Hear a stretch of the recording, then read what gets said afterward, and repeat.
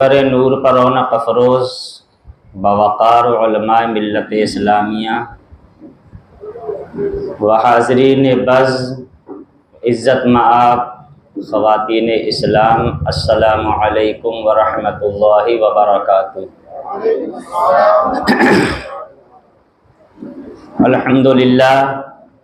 الحمدللہ کفا وسلام علی عبادہ الذین اصطفیٰ والذی ارسل رسولہ بالہدی اما بعد فاعوذ باللہ من الشیطان الرجیم بسم اللہ الرحمن الرحیم۔ ان الدین عند اللہ الاسلام، وقال فی مقام آخر یا ایہا الرسول بلغ ما انزل الیک من ربک وان لم تفعل فما بلغت رسالتہ واللہ یعصمک من الناس۔ وقال النبی صلی اللہ علیہ وسلم الاسلام یعلو ولا یعلی، صدق اللہ العظیم وصدق رسولہ النبی الامین الکریم۔ عزیزان گرامی، ایک مرتبہ انتہائی عقیدت و محبت کے ساتھ آقائے کریم رؤوف الرحیم احمد مجتبی محمد مصطفیٰ صلی اللہ تعالی علیہ وسلم کی بارگاہ میں ہدیہ درود کا نذرانہ عقیدت پیش کریں۔ پڑھیں بآواز بلند، اللہم صلی علی سیدنا و مولانا محمد معدن الجود والکرم و آلہ الکرام و ابنہ الکریم و بارک وسلم۔ اللہ رب العزت نے قرآن شریف میں ارشاد فرمایا، یا ایہا الرسول بلغ ما انزل الیک من ربک، اے میرے محبوب، اللہ رب العزت کی طرف سے جو پیغامات آپ کو عطا کیے گئے ہیں، جو پیغامات آپ پر نازل کیے گئے ہیں، ان تمام پیغامات کو آپ لوگوں تک پہنچا دو۔ یعنی توحید کی دعوت لوگوں کو دو، احکام الہیہ توحید باری تعالی کی تبلیغ فرماؤ۔ واللہ یعصمک من الناس، اور اے محبوب، لوگ تو مخالفت کریں گے،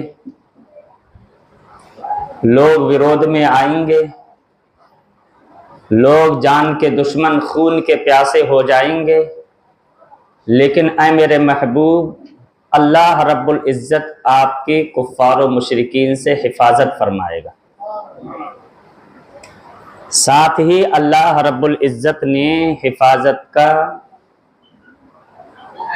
وعدہ بھی فرما لیا کہ لوگ مخالفت میں آئیں گے، دشمنی کریں گے، تو آپ فکر نہ کریں، اللہ آپ کی حفاظت فرمائے گا۔ دوسرے مقام پر اللہ رب العزت نے ارشاد فرمایا، ان الدین عند اللہ الاسلام، بے شک اللہ کے نزدیک دینوں میں سب سے زیادہ پسندیدہ دین، سب سے زیادہ محبوب دین، سب سے پسندیدہ دین وہ دین اسلام ہے۔ سارے دینوں میں سب سے زیادہ پسندیدہ دین وہ دین اسلام ہے۔ دنیا میں بہت سارے ادیان آئے، بہت سارے دین آئے، لیکن کسی دین کے بارے میں اللہ نے یہ نہیں فرمایا کہ یہ میرا سب سے زیادہ پسندیدہ دین ہے سوائے دین اسلام کے۔ اللہ کے رسول صلی اللہ علیہ وسلم نے ارشاد فرمایا، الاسلام یعلو ولا یعلی، اسلام ہمیشہ اپر رہے گا، غالب رہے گا، مغلوب نہیں ہوگا۔ لوگ اپنی چوٹی اور ایڑی کا زور لگا لیں لیکن اسلام ہمیشہ غالب رہے گا۔ آپ آج پوری دنیا کا جائزہ لیں تو آپ کو پتہ چلے گا پوری دنیا میں سب سے زیادہ विरोध, सबसे ज्यादा मुखालफत, सबसे ज्यादा बदनाम करने की जिस दीन को कोशिश की गई है वो दीन इस्लाम है। ये बात एक हकीकत है कि पूरी दुनिया में सबसे ज्यादा टारगेट मजहब इस्लाम को बनाया जाता है, लेकिन यहीं पर यह भी हकीकत है कि सबसे ज्यादा तेजी के साथ फैलने वाला दीन भी दीन इस्लाम ही है। आज दुनिया के कोने कोने में हर रोज कहीं ना कहीं बड़े बड़े साइंटिस्ट और सबसे ज्यादा बड़ा पढ़ा लिखा तबका जिस मजहब को कबूल कर रहा है वो मजहब इस्लाम है। और ये बात भी आप जानते हैं कि पूरी दुनिया में सबसे ज्यादा जिस दीन, जिस मजहब, जिस धर्म को मानने वालों को टारगेट किया जाता है वो मजहब इस्लाम के मानने वालों को टारगेट किया जाता है। यहां तक के लोगों की तो राजनीति रोटी ही मुसलमान ही पर टिकी पड़ी है। लेकिन मेरे अजीजों, घबराने की जरूरत नहीं है, परेशान होने की जरूरत नहीं है। बड़े बड़े शैतान सिफत आए, आज भी कुछ शयातीन हमको डराते हैं, धमकाते हैं कि हम इस्लाम को मिटा देंगे, हिंदुस्तान से मुसलमानों का खात्मा कर देंगे और इस्लाम को मिटा देंगे। ऐसे न जाने कितने बड़े बड़े सूरमा आए और मिट्टी में मिल गए और इस्लाम आज भी खूब फूल और फल रहा है। आज की ये आंधी कोई नई आंधी नहीं है, ये तो कुछ भी नहीं है। लोगों ने मुसलमानों को खत्म करने के लिए, इस्लाम को मिटाने के लिए मुसलमानों के सरों के मीनार खड़े कर दिए, लेकिन देखिए आज भी इस्लाम पूरी ताकत, पूरी कुव्वत, पूरी शान और शौकत के साथ खूब फूल और फल रहा है। लिहाजा मरऊब होने की जरूरत नहीं है, डरने की जरूरत नहीं है। जरूरत जिस बात की है वो ये कि आप अपने आप को इस्लाम के सांचे में ढाल लो, सच्चे मुसलमान हो जाओ, सच्चे इस्लाम के फॉलोवर हो जाओ। अगर तुम सच्चे मुसलमान हो गए, इस्लाम की तालीमात पर अमल किया, तो मेरे अजीजों ये जमीन, ये आसमान हमारे और आपके वजूद पर फख्र करेगा। आज के ये बरसाती मेंढक, ये गीदड़ कुछ हैसियत नहीं रखते हैं मुसलमानों को मिटाने की या इस्लाम को मिटाने की। फिरऔन कितना बड़ा बादशाह था, शुरू में एक नौकर था, गुलाम था। अल्लाह रब्बुल इज्जत कभी तख्तो ताज लेकर के आजमाता है, कभी तख्तो ताज देकर के आजमाता है। समझ गए? इतना बड़ा बादशाह जिसने एक ख्वाब की बुनियाद पर 70,000 फीमेल बच्चों को जिबह करवाया। एक ख्वाब उसने देखा था कि कोई बच्चा पैदा होगा, मेरी हुकूमत की ईंट से ईंट बजाएगा, तख्ता पलट करेगा। उसने हुक्म जारी कर दिया कि युज़ब्बिहूना अब्नाअहुम व यस्तहयूना निसाअहुम, जो बच्चे पैदा हों उनको कत्ल कर दो, बच्चियों को छोड़ दो। समझ गए? तो कुछ दिन के लिए अल्लाह ने इसको हुकूमत, तख्त भी अता फरमाया, ताज भी अता फरमाया, तख्ते सल्तनत पर बिठाया। और जिस जमाने में ये غلام تھا، غریب تھا. تو حضرت جبریل امین اس کے پاس آئے اور کہا فرعون سے کہ فرعون بتاؤ کوئی غریب آدمی ہے، غلام ہے، غلامی کی زنجیریں میں جکڑا ہوا ہے، اگر اس کو بادشاہت مل جائے،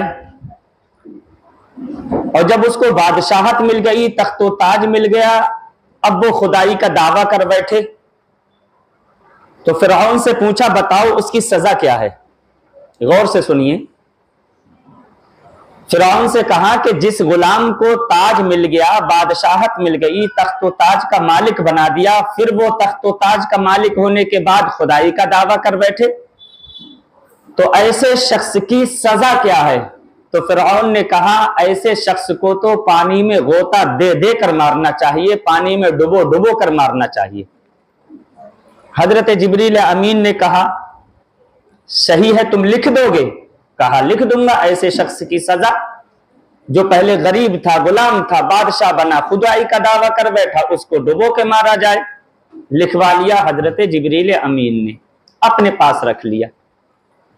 وقت آیا کہ فرعون تخت و تاج کا مالک ہوا، سمجھ گئے، بادشاہ بنا، اور ایسا مغرور متکبر ہو گیا کہ دعویٰ کر دیا انا ربکم الاعلی، لوگوں میں تمہارا سب سے بڑا خدا ہوں. معاذ اللہ، خدائی کا دعویٰ کیا، اور باقی آپ نے سب سنا ہی ہوگا.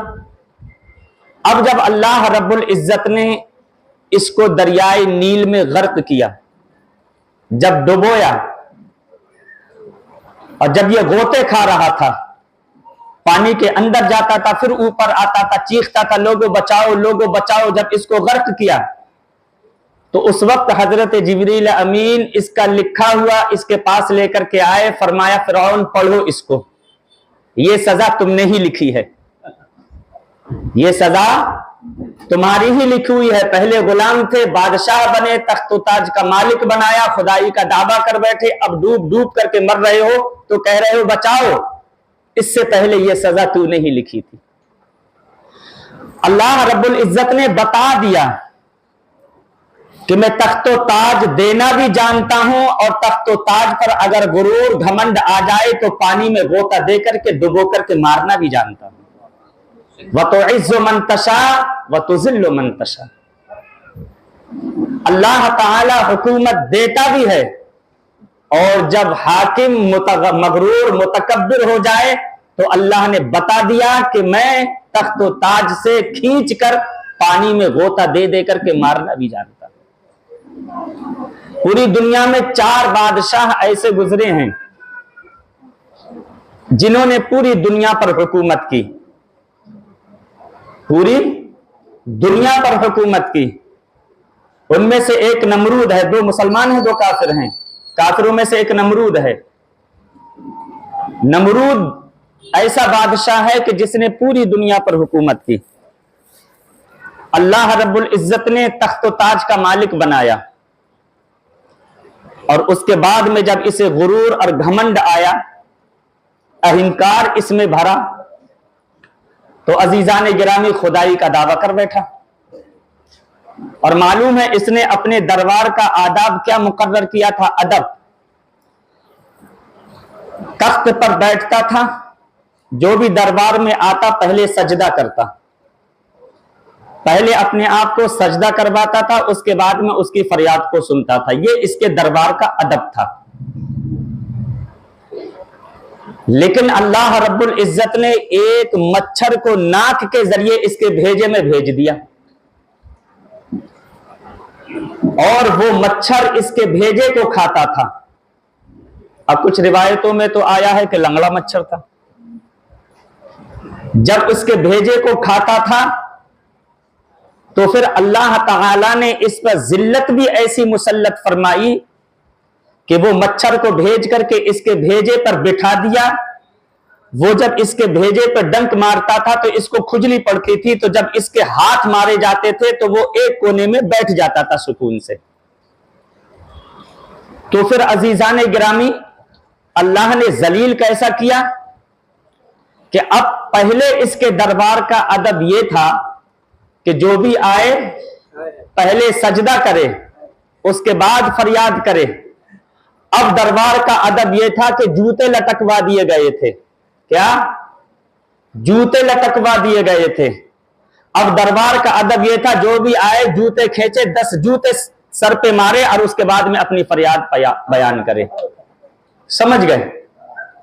تو جو رب حکومت دینا جانتا ہے، جو رب تخت و تاج کا مالک بنانا جانتا ہے، وہ رب مچھر سے ہلاک کرنا بھی جانتا ہے۔ ایک مچھر سے ہلاک کر کے اللہ رب العزت نے بتا دیا کہ تخت و تاج کا مالک بھی میں بناتا ہوں، اور اگر اس پر اہنکار ہوا تو جوتے سر پر کھلوانا یہ تیرے دربار کا ادب بھی بن جائے گا۔ تو جو رب تخت و تاج عطا کرنا جانتا ہے، وہ رب پانی میں ڈبو کر مچھر سے ہلاک کر کے مارنا بھی جانتا ہے۔ تو میرے عزیزوں، اہنکار نہیں ہونا چاہیے۔ یہ آج کیڑے مکوڑے کیا ہمیں اور مسلمان کو ختم کریں گے۔ 150 عیسوی میں ایک بادشاہ گزرا، دقیانوس، قرآن میں اس کا ذکر ہے۔ یوں تو جتنے بادشاہ آئے انہوں نے اہل ایمان پر بڑا ظلم کیا، بڑا ستم کیا، لیکن اس نے تو ظلم کی حد ہی کر دی۔ اس کا واحد مقصد یہ تھا کہ اہل ایمان کو بت پرست بنایا جائے۔ بوڑھا جوان، مرد، عورت، بچے جو بھی ملے ان کو بت پرست بنایا جائے، مرتد بنا کر کے بت پرستی میں مبتلا کیا جائے۔ اس کے لیے اس نے اپنے چھوٹے بڑے شہروں میں مندر بنوا دیے تھے، اور ان مندروں میں الگ الگ نام کی مورتیاں رکھوا دی تھی۔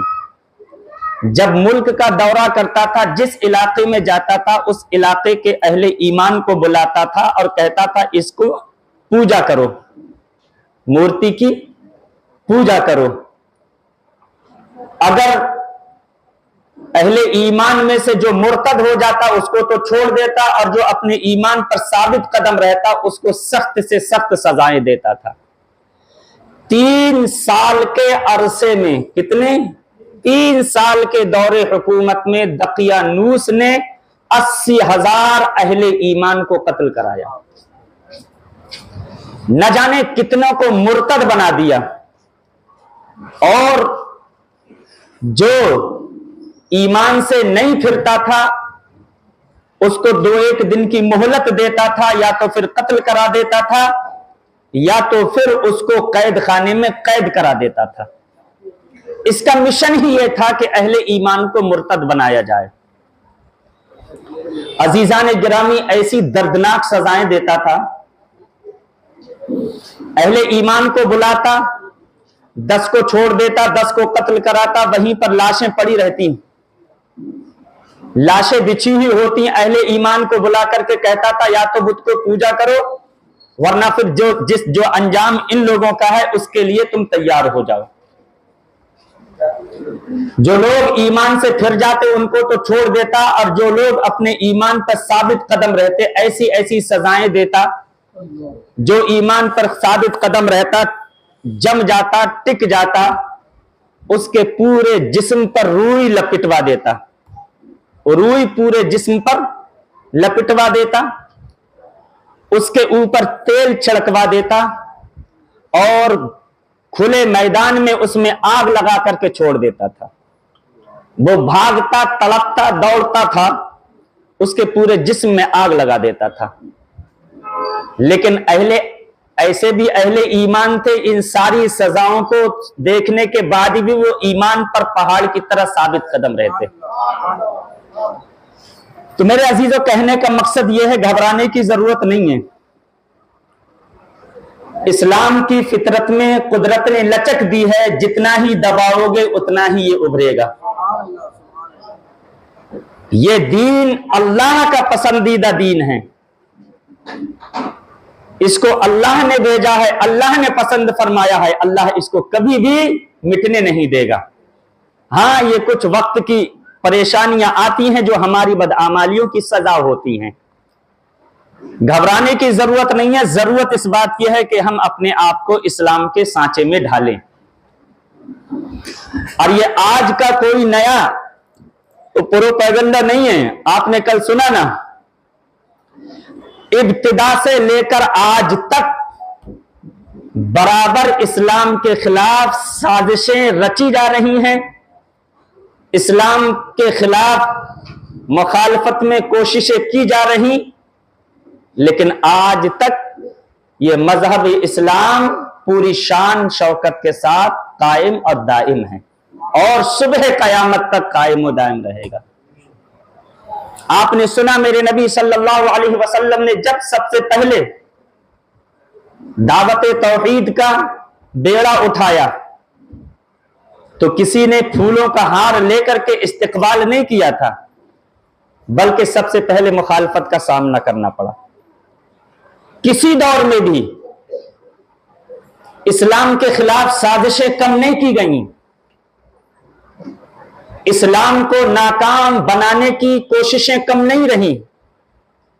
ابتدائے اسلام کا دور دیکھ لیجئے، جن لوگوں نے مذہب اسلام کو بحیثیت دین ناکام بنانے کی کوششیں کی، سازشیں رچیں، ان لوگوں میں سے برسر فہرست سب سے پہلا نمبر آتا ہے ابو لہب کا۔ آپ جانتے ہیں انسان کی یہ فطرت ہے، جہاں سے انسان کو محبت کی امید ہو اور وہیں سے نفرت اور عداوت کا شعلہ پھوٹ جائے، جہاں سے انسان کو یہ امید ہو کہ وہاں سے مجھے مدد ملے گی، وہاں سے میرا سپورٹ مجھے ملے گا، وہاں سے نصرت و اعانت ملے گی، پورا سپورٹ مجھے ملے گا، اور وہیں سے مخالفت کا طوفان امڈنے لگے، تو یہ بات انسان کے لیے بڑی تکلیف دہ ہوتی ہے، کیونکہ جو امید تھی اس امید کے خلاف اس کو نتیجہ مل رہا ہے۔ محبت کی امید تھی، نفرت کا سامنا، سپورٹ کی امید تھی، مخالفت کا سامنا، وروध کا سامنا جھیلنا پڑ رہا ہے۔ ابو لہب حضور کا حقیقی چچا تھا، حقیقی سگا چچا تھا۔ حضرت عبداللہ حضور کے والد اور ابو لہب دونوں حقیقی بھائی تھے، تو ابو لہب کی طرف سے یہ بڑی قوی امید کی جا سکتی تھی کہ یہ اپنے بھتیجے کے کندھے سے کندھا ملا کر کے شانہ بشانہ کھڑا ہوگا اور حضور صلی اللہ علیہ وسلم کی بھرپور مدد کرے گا، اور حضور کی مدد میں کسی طرح کی کوئی کمی نہیں چھوڑے گا۔ یہ مکمل طور پر اس سے امید کی جا سکتی تھی، کیونکہ حضور کا حقیقی چچا تھا۔ اور دوسری بات ایک یہ کہ ابو لہب خاندان بنی ہاشم کا سب سے بڑا رئیس تھا، سردار تھا، اور اللہ کے رسول صلی اللہ علیہ وسلم عرب کے جس معاشرے میں تشریف لائے، اس زمانے میں، اس معاشرے میں، اس سماج میں اس خاندان بنی ہاشم کو بڑی قدر اور بڑی عزت کی نگاہوں سے دیکھا جاتا تھا۔ اس کو ہر قسم کی مرکزیت حاصل تھی، لوگ ان خاندان والوں کے پاس آتے تھے، مدد طلب کرتے تھے، لوگ یہ خاندان لوگوں کی سپورٹ کرتا تھا، اور اس خاندان کا جو سردار ہوتا، لوگوں کی مدد کرنا اس سردار کی سیاسی ذمہ داری بھی تھی، اخلاقی ذمہ داری بھی تھی۔ تو ابو لہب خود بھی بنی ہاشم کا سردار تھا، اور میرے آقا صلی اللہ علیہ وسلم بھی ہاشمی تھے، میرے نبی بھی تو خاندان بنی ہاشم کے چشم و چراغ تھے۔ اس لیے اس کا فرض اولین یہ تھا کہ یہ پیارے آقا صلی اللہ علیہ وسلم کی بھرپور مدد کرتا، اپنے خاندان کے ایک باکمال فرد کامل کی دعوت کو خود بھی قبول کرتا، اور حضور کی اس دعوت و تبلیغ کو انجام تک پہنچانے کے لیے ہر طرح سے حضور کا ساتھ دیتا۔ بتائیے یہ امید کی جا سکتی تھی؟ نہیں، یہی امید اس سے کی جانا چاہیے تھی۔ اچھا ایک بات اور، ایک تو خونی رشتہ تھا، خاندانی تعلق بھی تھا، قریبی تعلقات، ان 3 تعلقات کے علاوہ یہ حضور کا پڑوسی بھی تھا۔ حضور اکرم سید عالم صلی اللہ علیہ وسلم کے گھر اور اس کے گھر کے درمیان صرف ایک دیوار حائل تھی، حضور کا پڑوسی تھا۔ اور آپ جانتے ہیں دنیا کے ہر معاشرے میں، دنیا کے ہر سماج میں، دنیا کے ہر ریلیجن، ہر مذہب، ہر دھرم میں پڑوسی کے حقوق مسلم الثبوت ہیں۔ کسی بھی دھرم کے ماننے والا ہو اور اس کا پڑوسی ہو تو اپنے پڑوسی کا خیال کرتا ہے، پڑوسیوں کے کچھ حقوق کو ادا کرتا ہے، حتیٰ کہ کوئی کتنا ہی بڑا ڈاکو کیوں نہ ہو، چور ہو، ڈکیت ہو، چور بھی جب چوری کرتا ہے تو اپنے پڑوسی کے گھر کو چھوڑ کر کے چوری کرتا ہے۔ تو پڑوسی کے حقوق ہر سماج میں، ہر معاشرے میں، ہر دھرم، ہر مذہب میں مسلم الثبوت تھے۔ تو چوتھا رشتہ اس کا یہ تھا کہ یہ حضور کا پڑوسی بھی تھا، اور پڑوسی ہونے کی وجہ سے ایک پڑوسی اپنے پڑوسی کے جن اندرونی حالات سے واقف ہوتا ہے، کوئی دوسرا ان حالات سے واقف نہیں ہوتا۔ پڑوسی ہونے کی وجہ سے میرے آقا صلی اللہ علیہ وسلم کی گھریلو زندگی، میرے نبی کے اخلاق کریمانہ سے اچھی طرح سے یہ واقف تھا۔ سمجھ گئے؟ پیارے آقا صلی اللہ علیہ وسلم کی گھریلو زندگی سے بحسن خوبی واقف تھا۔ رات دن میرے نبی کی موہنی سیرت کا مشاہدہ کرتا تھا، میرے آقا کی سیرت طیبہ کو دیکھتا تھا، بے داغ کردار کا، میرے آقا صلی اللہ علیہ وسلم کے بے داغ کردار کا مشاہدہ کرتا تھا۔ لیکن ان سب کے باوجود بھی اللہ کے نبی صلی اللہ علیہ وسلم پر کیچڑ اچھالنے سے باز نہیں آتا تھا۔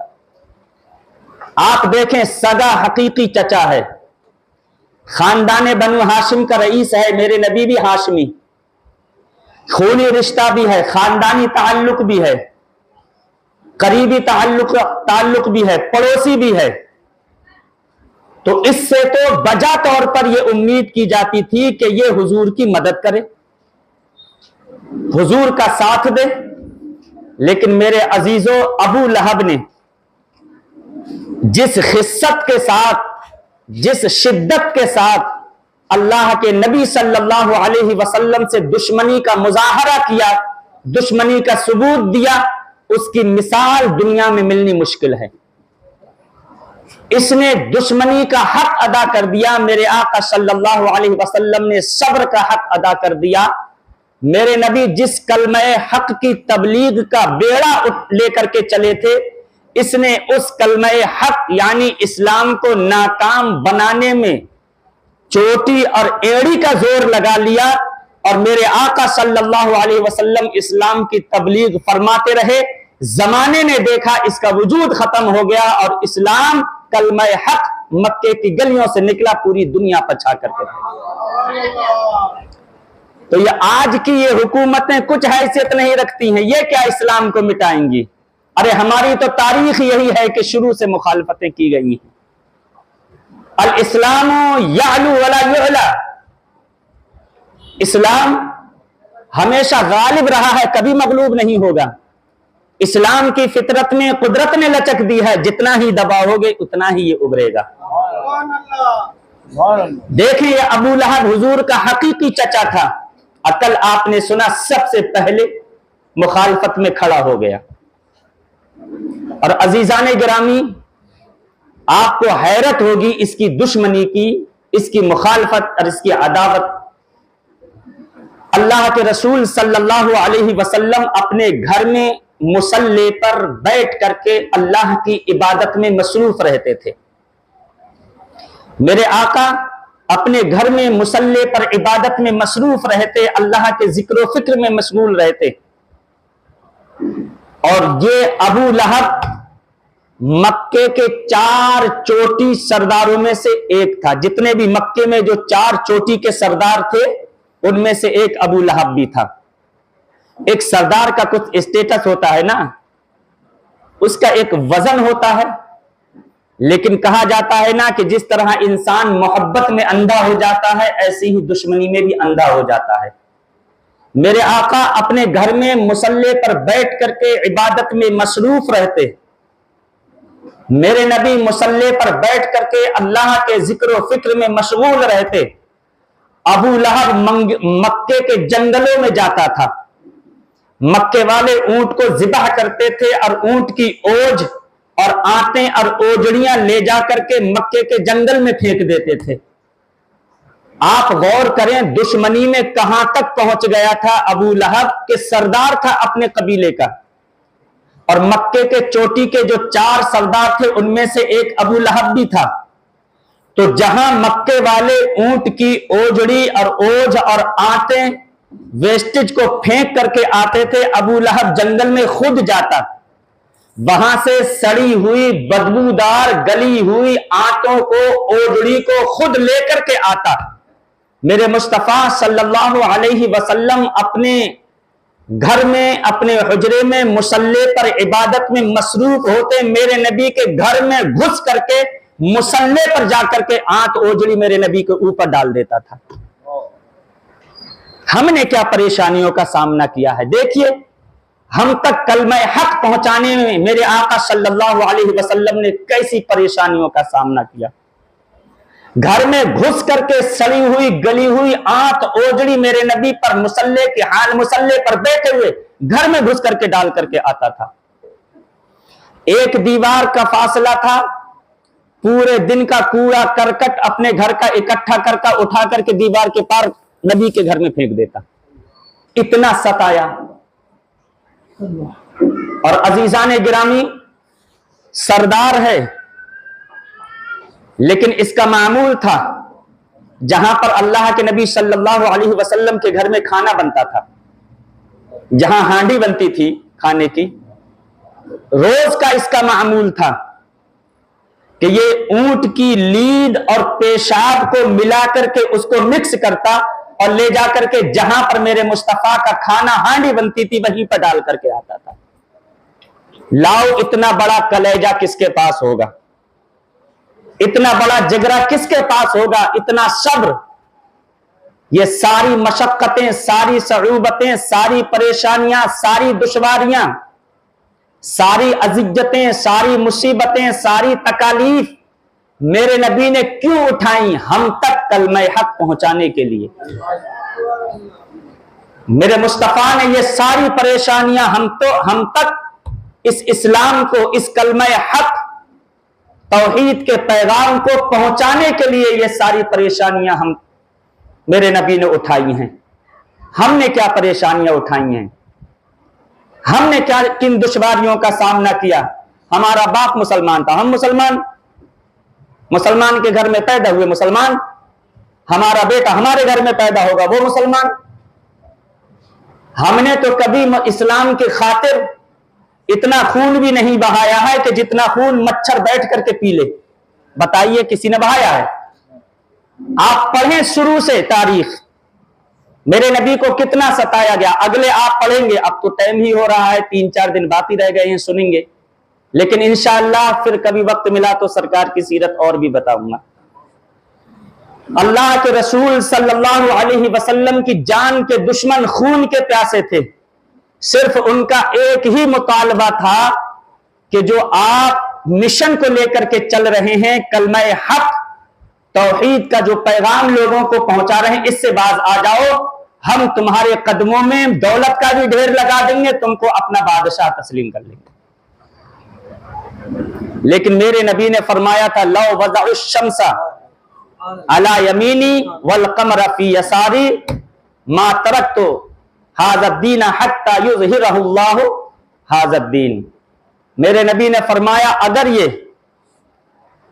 سورج کو میرے داہنے ہاتھ پہ رکھ دیں، چاند کو میرے بائیں ہاتھ پہ رکھ دیں، اور مجھ سے یہ امید رکھیں کہ میں اس کلمہ حق کی دعوت و تبلیغ سے باز آ جاؤں، تو میرے نبی نے فرمایا میں اپنی جان تو دے سکتا ہوں لیکن کلمہ حق اور اسلام کی دعوت و تبلیغ سے باز نہیں آ سکتا۔ فرمایا میں اس وقت تک لوگوں تک کلمہ حق پہنچاتا رہوں گا جب تک کہ اللہ اس دین کو غلبہ عطا نہ فرما دے۔ تو ابو لہب حضور کا حقیقی چچا تھا، اور اتنا بدبخت، مکہ شریف میں دو بازار سب سے مشہور منڈیاں دو ہیں، ذوالمجاز اور عکاظ، عربی میں ان کے نام ہیں۔ لوگ ملک شام سے یہاں ان منڈیوں میں تجارت کرنے کے لیے آتے تھے، ملک یمن سے لوگ تجارت کرنے کے لیے آتے تھے، مصر سے تجارت کرنے کے لیے آتے تھے، قرب و جوار سے تجارتی قافلے ان منڈیوں میں آتے تھے۔ اللہ کے رسول صلی اللہ علیہ وسلم کی عادت کریمانہ تھی، میرے آقا صلی اللہ علیہ وسلم ان منڈیوں میں تشریف لے جاتے، جہاں تجارتی قافلے رہتے تھے اللہ کے نبی ان کو دعوت توحید پیش فرماتے، میرے آقا ان کو دعوت و تبلیغ فرماتے۔ ابو لہب حضور کے پیچھے پیچھے لگا رہتا تھا، جب اللہ کے نبی لوگوں کے درمیان میں تشریف فرما ہوتے، لوگوں کو سمجھاتے، توحید کا پیغام دیتے، توحید باری تعالی احکام الہیہ کی تبلیغ فرماتے، تو سنو ابو لہب پیچھے سے پہنچ جاتا اور کہتا یا ایھا الناس لا یغرنکم محمد عن دین آبائکم وعن دینکم ودین آبائکم، اے لوگو یہ میرا بھتیجا پاگل ہو گیا ہے، معاذ اللہ، یہ میرا بھتیجا دیوانہ ہو گیا ہے، یہ میرا بھتیجا مجنون ہو گیا ہے، اے لوگو ان کی بات مت سننا، ورنہ تم اپنے دین سے بھی پھر جاؤ گے، اپنے باپ دادا کے دین سے بھی پھر جاؤ گے، یہ تم کو تمہارے دین سے پھیر دے گا۔ حضرات جہاں جہاں میرے مصطفیٰ جاتے تھے یہ پیچھے پیچھے لگا رہتا تھا، جہاں قافلے والوں کو، لوگوں کو میرے مصطفیٰ بازاروں میں سمجھاتے تھے، توحید باری تعالی احکام الہیہ کی تبلیغ فرماتے، میرے عزیزو یہ وہاں جا کر کے لوگوں کو بہکاتا تھا، اور جب لوگ نہ ہلتے تھے بلکہ پیارے آقا کی بات بغور سنتے تھے تو اتنی شیطانی کرتا تھا کہ جیسے آج کے چھوٹے چھوٹے بچے کرتے ہیں۔ پتہ کیا کرتا؟ جب لوگ ہلتے نہیں تھے اور برابر حضور کی بات سنتے تو نیچے ہاتھ ڈالتا اور ایسے ریت اٹھاتا، ریت اڑا دیتا، سارے لوگوں کے منہ میں بھرتی، کسی کی آنکھوں میں بھرتی، تاکہ کوئی بھی حضور کی بات نہ سن سکے۔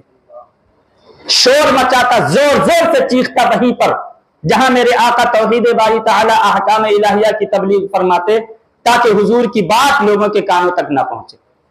بتائیے کتنی کوششیں کی گئیں اس مذہب اسلام کو بحیثیت دین ناکام بنانے کی، اور آج وہی دین ہے جس کو ہم فالو کر رہے ہیں۔ آج دنیا کے کونے کونے، خطے خطے، حصے حصے، جہاں انسانیت ہے وہاں پر مذہب اسلام موجود ہے، تو گھبرانے کی ضرورت نہیں ہے۔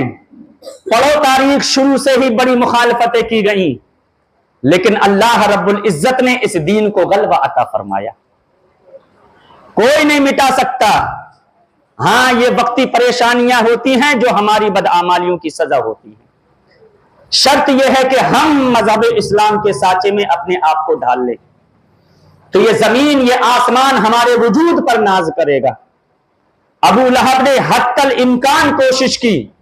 عزیزان گرامی، اب میں آپ کو سب سے نتیجے پہ لے کر کے آؤں۔ اب آپ بتائیے، اتنا سب کچھ ہونے کے بعد، سچا حقیقی چچا ہے، خاندان ہاشم کا فرد ہے، میرے نبی بھی ہاشمی ہیں، اس سے بجا طور پر یہ امید تھی کہ یہ حضور کا ساتھ دے گا، لیکن جتنی محبت کی امید تھی اس سے زیادہ اس نے نفرت کا مظاہرہ کیا، جتنی مدد کی امید تھی اس سے زیادہ اس نے مخالفت کی۔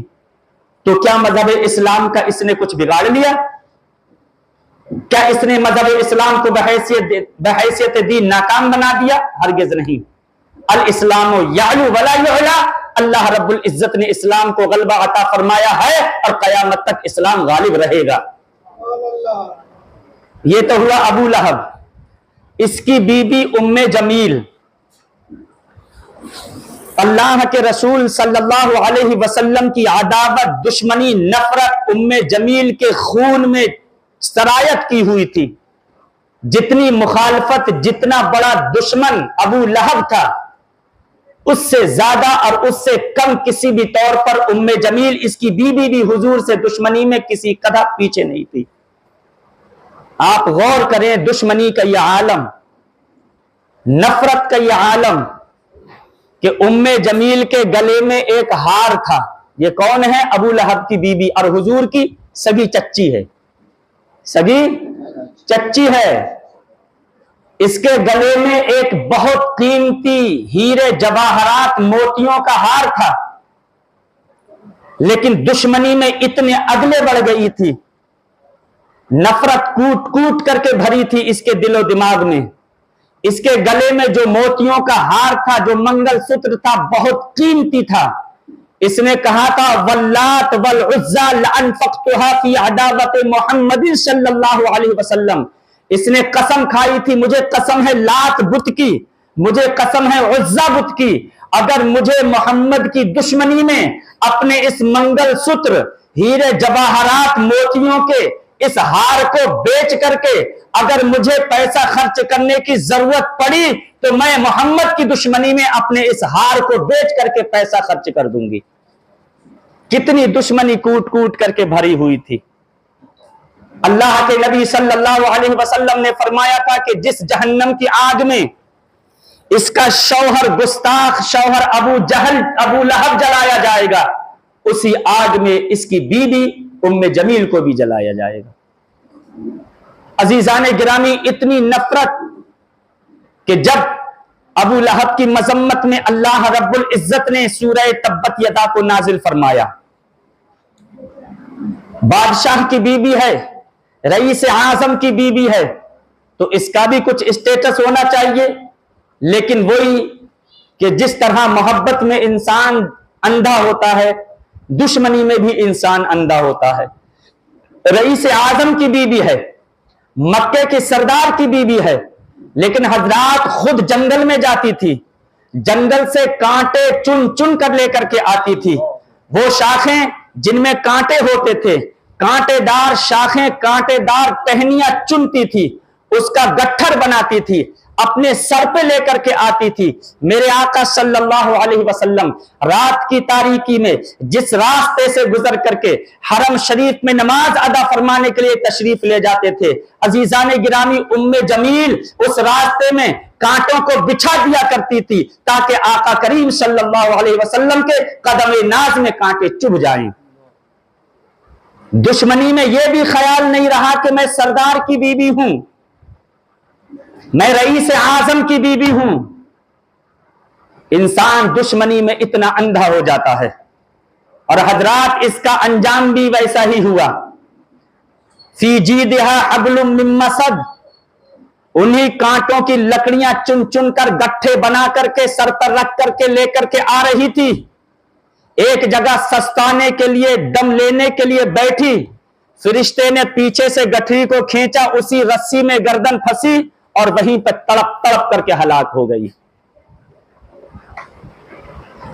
अजीजाने गिरामी, जब सूरह तब्बत यदा नाजिल हुई और इसमें इसके शौहर की मजम्मत बयान की गई है, अबू लहब की मजम्मत को बयान किया गया है, तो हजरात अपने हाथ में पत्थर लेती है और पत्थर लेकर के बड़बड़ाती हुई हरम शरीफ में आई। लोगों से कहती थी, सुनने में आया है कि मोहम्मद कुरान के नाम पर मेरे शौहर की मजम्मत बयान करता है, कुरान के नाम पर मेरे शौहर की बुराई बयान करता है। आज मोहम्मद जहां मिलेंगे इन पत्थरों से उनकी खबर लूंगी। हजरात, मेरे आका सल्लल्लाहु अलैहि वसल्लम हजरत सय्यदना सिद्दीक अकबर रज़ी अल्लाह ताला अन्हु के साथ सेहने हरम में तशरीफ फरमा है।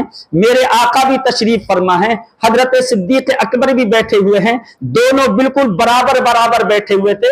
हजरत सिद्दीक अकबर ने देखा कि हाँ, उम्मे जमील आ रही है, हाथ में पत्थर हैं।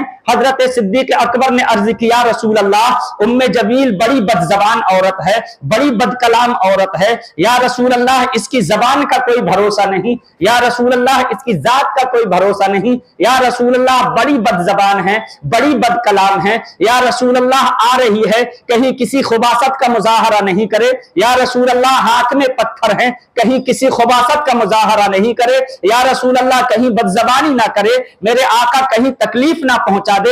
हजरात, हजरत सिद्दीक अकबर ने अर्ज की, मेरे नबी ने फरमाया, अबू बकर मुतमईन रहो, ये आएगी, सब कुछ देखेगी, मुझे नहीं देख पाएगी।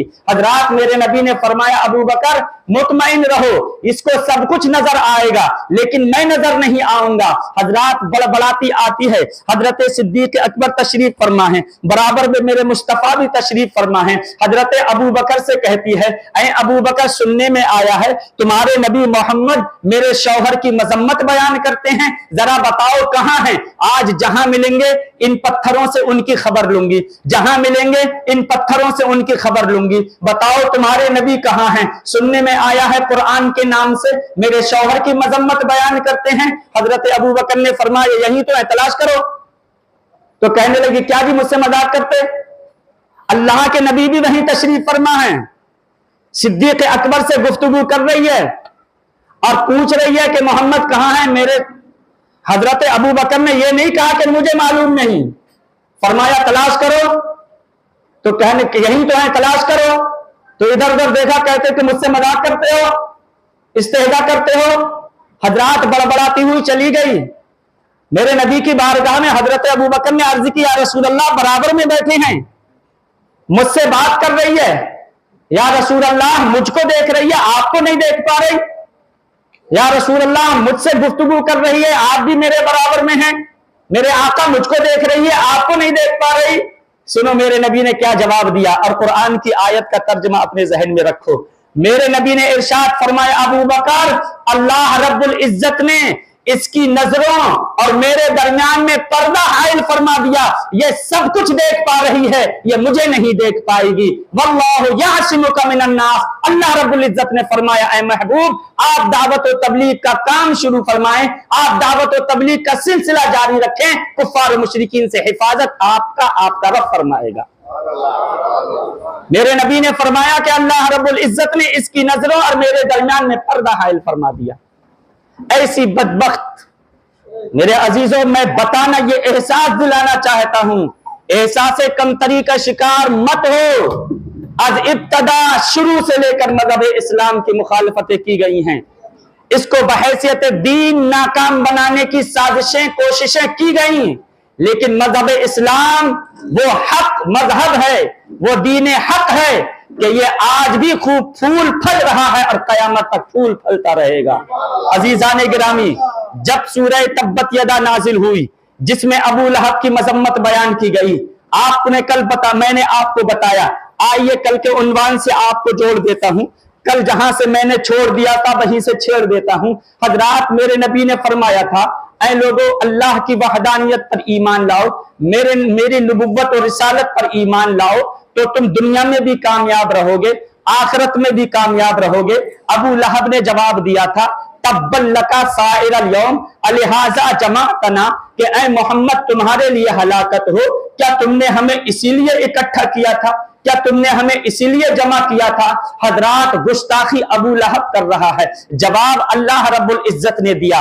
अबू लहब की मसम्मत में पूरी सूरह तब्बत यदा को नाजिल फरमाया और अल्लाह रब्बुल इज्जत ने फरमाया, तब्बत यदा अबी लहबी व तब, कि अबू लहब हलाक हो गया, उसके हाथ टूट गए, उसका पूरा वजूद हलाक हो गया। अजीजान गिरामी, जब ये सूरह तब्बत यदा नाजिल हुई जिसमें अबू लहब की मजम्मत बयान की गई है, हजरात अबू लहब ने जब इसको पढ़ा तो अजीजान गिरामी गैज़ो गज़ब में भर गया, गुस्से में भर गया। हजरात मोहतरम, अबू लहब के दो बेटे हैं, एक का नाम उतबा है, दूसरे का नाम उतैबा है। मेरे नबी की दो बेटियां, एक हजरत रुकैया, एक हजरत उम्मे कुलसूम, बेटियां तो चार हैं, लेकिन हजरत हुजूर की दो बेटियां हजरत रुकैया, हजरत कुलसूम अबू लहब के दो बेटों के निकाह में थी। और अभी तक वला तंकिहुल मुशरिकात हत्ता युमिन्ना, ये आयत मुबारका नाजिल नहीं हुई थी, मुशरिकों से निकाह की मुमानहत वाली आयत अभी नाजिल नहीं हुई थी, अभी मुशरिकों से निकाह की मुमानहत वाला हुक्म नाजिल नहीं हुआ था। अजीजान गिरामी, उतबा उतैबा के निकाह में हुजूर की दो शहजादियां रुकैया और उम्मे कुलसूम हैं अजीजान गिरामी, लेकिन अभी रुखसती नहीं हुई थी, निकाह हुआ था। हजरात जब सूरह तब्बत यदा नाजिल होती है, अजीजान गिरामी अबू लहब गैज़ो गज़ब में भर जाता है, दौड़ करके अपने बेटों के पास आया, उतबा उतैबा के पास आया और कहा कि ऐ मेरे बेटो, मोहम्मद तो कुरान के नाम पर मेरी मजम्मत बयान करता है, मेरी हिजो करता है, मेरी बुराई बयान करता है, और तुम हो کہ اس کی بیٹیوں کو اپنے نکاح میں رکھے ہوئے ہو، فوراً محمد کی بیٹیوں کو طلاق دے دو۔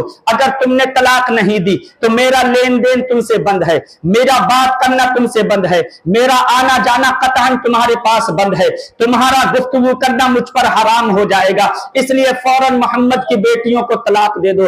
حضرات ظالم کے بیٹوں نے میرے مصطفیٰ کی دونوں شہزادیوں کو طلاق دے دی، عتبہ نے بھی طلاق دی، عتیبہ نے بھی طلاق دی۔ حضرات عتبہ نے طلاق دی، طلاق دے کر کے خاموشی کے ساتھ نکل گیا، لیکن حضرات عتیبہ نے طلاق دی، طلاق بھی دی اور میرے آقا صلی اللہ علیہ وسلم کی شان میں گستاخی کی۔ اللہ کے رسول صلی اللہ علیہ وسلم کے نورانی چہرے پر اس نے تھوکنے کی جسارت کی۔ حضرات جو ہی میرے مصطفیٰ کے نورانی چہرے کی طرف اس نے تھوکنے کی جسارت کی، اس تھوک کو اللہ رب العزت نے اسی کے چہرے کی طرف پلٹا دیا۔ جو تھوک مصطفیٰ کی طرف تھوکا تھا حضرات وہ پلٹ کر کے اسی کے چہرے کی طرف، اسی کے چہرے پر آ کر کے گرا۔ عزیزان گرامی، اس کے بعد میرے آقا صلی اللہ علیہ وسلم پر عتیبہ نے حملہ کیا، اللہ کے نبی کے گریمان کو پکڑا، میرے مصطفیٰ کے گریمان کو چاک فرما دیا۔ میرے آقا صلی اللہ علیہ وسلم کے قلب مبارک پر بڑا صدمہ پہنچا، میرے نبی کے قلب مبارک پر بڑا ہی صدمہ پہنچا۔ اللہ کے نبی آسمان کی طرف اپنا چہرہ اٹھاتے ہیں، اپنے ہاتھوں کو اٹھاتے ہیں، عرض کرتے ہیں اے اللہ تو دیکھ رہا ہے تیرے نبی کے ساتھ کیا سلوک کیا جا رہا ہے، اے اللہ تو دیکھ رہا ہے تیرے نبی کے ساتھ کیا برتاؤ کیا جا رہا ہے۔ اللہم سلط علیہ کلبم من کلابکا، میرے نبی دعا فرماتے ہیں اے اللہ تو دیکھ رہا ہے تیرے نبی کے ساتھ کیا ظالمانہ سلوک کیا جا رہا ہے، اے مالک و مولا تو اپنے کتوں میں سے ایک کتا اس پر مسلط فرما دے، اے اللہ تو اپنے کتوں میں سے ایک کتا عتیبہ پر مسلط فرما دے۔ حضرات میرے نبی کی زبان سے یہ جملہ نکلا کہ اے اللہ اپنے کتوں میں سے ایک کتا اس پر مسلط فرما دے۔ میرے مصطفیٰ کی زبان مبارک سے نکلا ہوا جملہ عتیبہ نے بھی اپنے کانوں سے سنا تھا، ابو لہب نے بھی اپنے کانوں سے سنا تھا۔ حضرات محترم، اب میرے نبی کے یہ جملہ فرمانے کے بعد عتیبہ نے بھی گھر سے نکلنا بند کر دیا، ابو لہب نے بھی گھر سے نکلنا بند کر دیا، اس لیے کہ دونوں باپ بیٹا جانتے تھے کہ محمد کی زبان سے جو نکلتا ہے وہ ہو کر کے رہتا ہے، محمد کی زبان سے جو نکلتا ہے وہ پورا ہوتا ہے۔ حضرات کچھ دن تک اپنے آپ پر پابندی کر لی، گھر کے اندر اپنے آپ کو قید رکھا، عتیبہ بھی گھر سے باہر نہیں نکل رہا ہے اس ڈر کی وجہ سے کہ مجھے شیر پھاڑ دے گا، ابو لہب بھی گھر سے باہر نہیں نکل رہا ہے اس ڈر کی وجہ سے کہ مجھے شیر پھاڑ دے گا، کیونکہ دونوں کو یقین تھا کہ محمد صلی اللہ علیہ وسلم کی زبان سے جو نکلتا ہے وہ پورا ہو کر کے رہتا ہے۔ حضرات کچھ دن تک دونوں نے اپنے آپ پر نکلنے پر پابندی لگا دی، گھر کے اندر قید و بند رہے، لیکن میرے عزیزوں یہ دھن، یہ دولت، یہ روپیہ، یہ پیسہ، یہ مال آدمی کو ایک جگہ کہاں ٹکنے دیتا ہے۔ حضرات محترم، مکے سے ایک تجارتی قافلہ ملک شام کے لیے جانے کی تیاری کر رہا تھا، جس میں ابو جہل بھی تھا، ابو سفیان بھی تھے، عتبہ بھی تھا، اور شیبہ بھی تھا، ربیعہ بھی تھا، امیہ ابن خلف بھی تھا۔ جب یہ قافلہ مکے سے ملک شام کے جانے کے لیے تیاری کر رہا تھا، تجارتی قافلہ تھا، حضرات اسی قافلے میں ابو لہب بھی آ گیا، عتیبہ بھی آ گیا۔ میں نے کہا نا کہ آدمی کو دھن اور دولت، یہ روپیہ، یہ پیسہ ایک جگہ ٹکنے نہیں دیتا ہے۔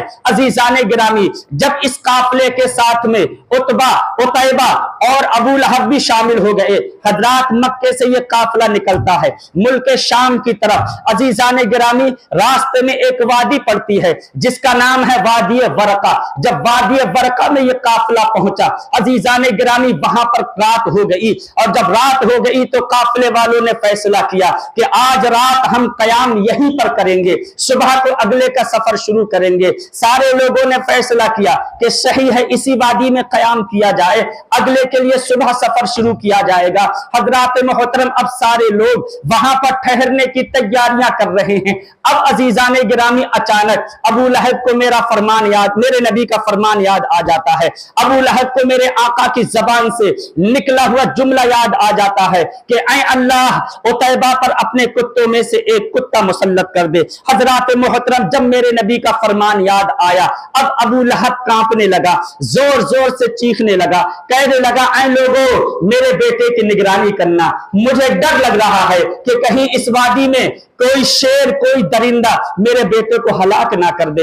ऐ लोगों, मेरे बेटे की निगरानी करना, मुझे डर लग रहा है कि कहीं कोई दरिंदा मेरे बेटे को मार ना डाले। हजरात जब चीख चीख करके कह रहा था तो अबू जहल आया। अबू जहल ने कहा, क्या बात है, क्यों शोर मचा रखा है, क्यों चीख चिल्ला रहा है? कहा कि मुझे डर लग रहा है कि कहीं कोई दरिंदा मेरे बेटे उतैबा को हलाक ना कर दे। अबू जहल ने कहा, हम इतने लोग हैं, इतने काफले वाले हैं, कौन सा दरिंदा आएगा जो तेरे बेटे को हलाक करेगा? इतने लोग हैं, तेरे बेटे की हिफाजत करेंगे, सारे काफले वाले तेरे बेटे की हिफाजत करेंगे। क्यों इतना डर रहा है, क्यों इतना घबरा रहा है, क्यों इतना चीख रहा है, क्यों इतना शोर शराबा कर रहा है? डर मत, घबरा मत, हम सब तेरे बेटे की हिफाजत करेंगे। सुनो, अबू लहब ने कहा अबू जहल से, दरअसल वैसे तो डर नहीं लगता, लेकिन बात दरअसल ये है कि मोहम्मद ने कहा है और मोहम्मद की जबान से जो निकलता है वो हो करके हो जाता है। कहा वैसे तो डर नहीं लगता, लेकिन डर इसलिए लग रहा है कि मोहम्मद की जबान से निकला है और उनकी जबान से जो निकलता है वो पूरा हो जाता है। तो अबू जहल ने गुस्से में कहा, जब उनकी जबान पर इतना भरोसा है तो कलमा पढ़ करके क्यों मुसलमान नहीं हो जाता? दोनों कट्टर काफिर हैं। कहा जब इतना ही भरोसा है तो क्यों नहीं कलमा पढ़ लेता?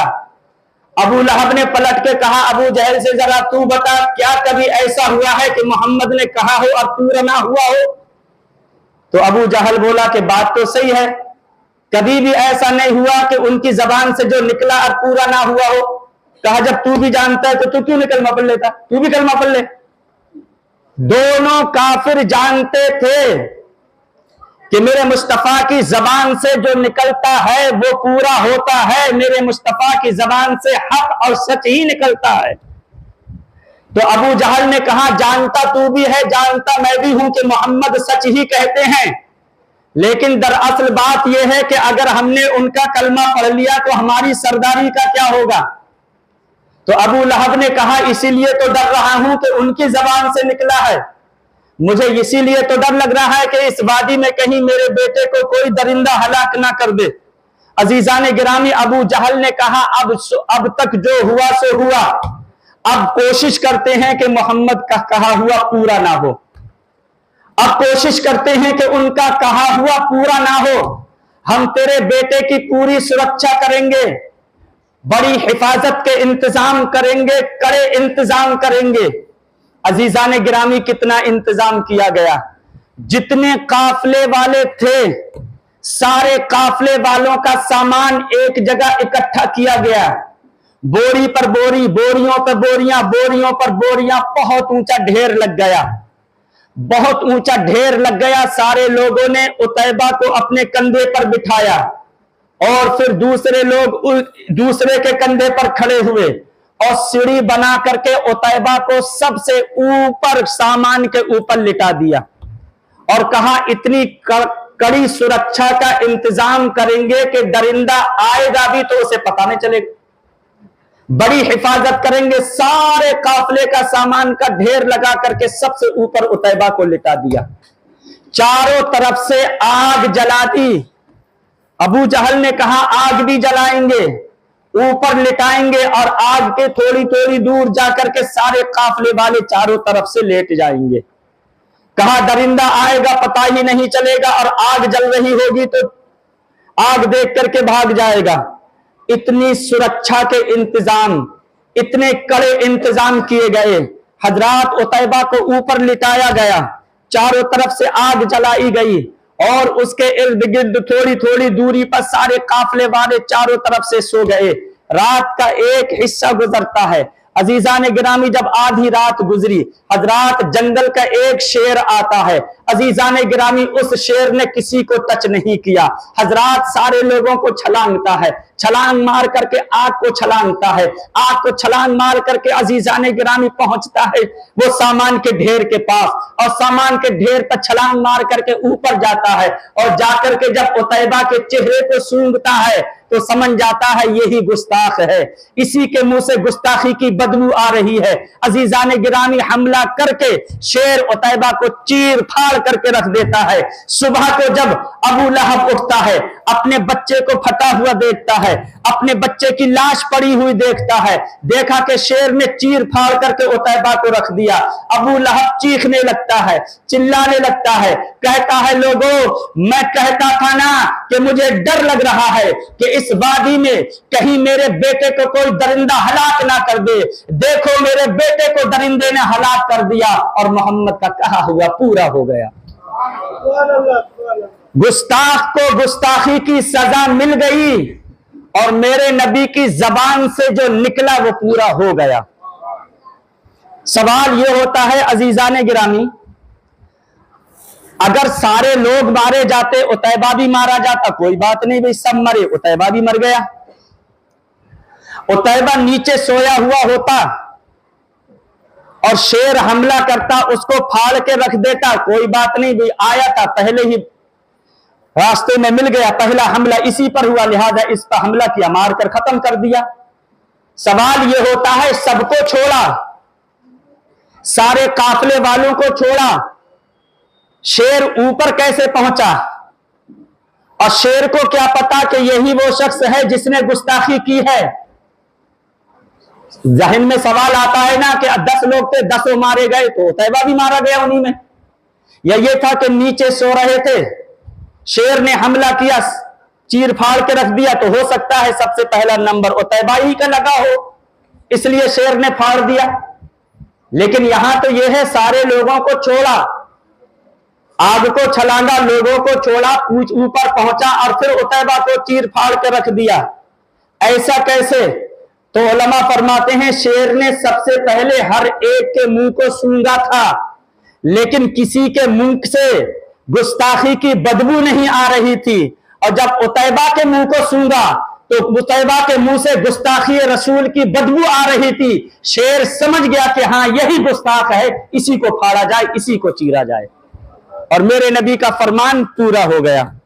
تو میرے عزیزو, آج یہ گیدڑ بھونک رہے ہیں, میرے نبی کی شان میں گستاخیاں کر رہے ہیں, آج یہ بھونک رہے ہیں کتوں کی طرح.